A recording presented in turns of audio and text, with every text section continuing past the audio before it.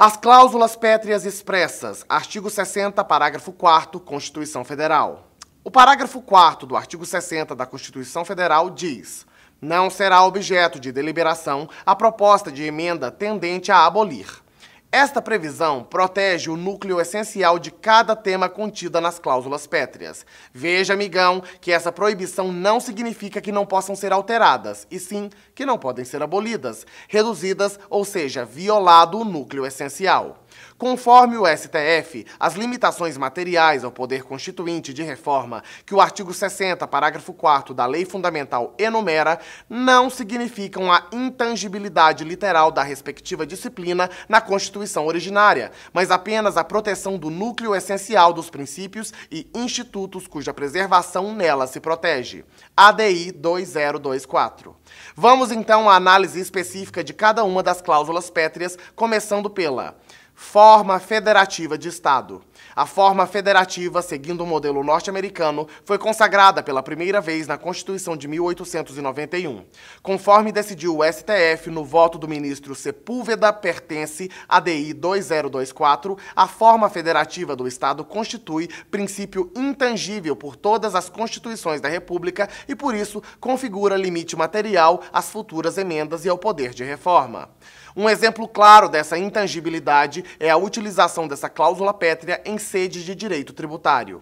Muito embora o artigo 150, inciso 6, a linha A da Constituição Federal, imunidade recíproca, refira-se apenas a impostos sobre patrimônio, renda ou serviços uns dos outros, o STF tem utilizado a cláusula pétrea como vetor interpretativo para dar interpretação extensiva a esta limitação tributária, pois o núcleo essencial do princípio federativo engloba necessariamente a autonomia dos entes federados. A autonomia é de sua essência. O exemplo claro da aplicação do disposto do parágrafo 4º do artigo 60 da Constituição Federal foi a declaração de inconstitucionalidade do artigo 2º, parágrafo 2º da Emenda Constitucional 3 de 93, que pretendia excluir a incidência do IPMF, Imposto Federal sobre Movimentações Financeiras, da regra de imunidade recíproca, ADI 939 do Distrito Federal. Veja-se que, por força do Pacto Federativo, que constitui cláusula pétrea, o STF tem feito uma interpretação abrangente da imunidade recíproca em diversas situações. São exemplos: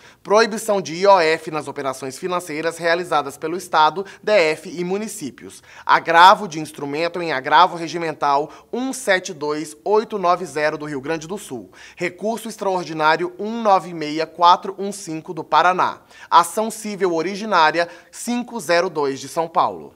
Vedação de incidência de imposto de renda sobre rendimentos auferidos pelas pessoas públicas que gozam de imunidade. Medida cautelar em ação direta de inconstitucionalidade 1758.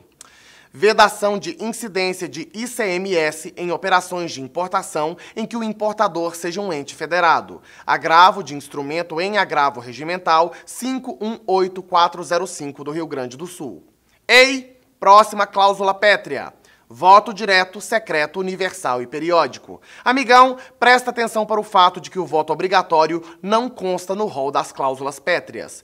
Há doutrina minoritária que defende que o voto obrigatório seria uma cláusula pétrea implícita. Contudo, pelo entendimento do STF, as cláusulas pétreas são interpretadas de modo restritivo para evitar o engessamento da Constituição. A arguição de descumprimento de preceito fundamental, ADPF 33, medida cautelar. Relator ministro Gilmar Mendes.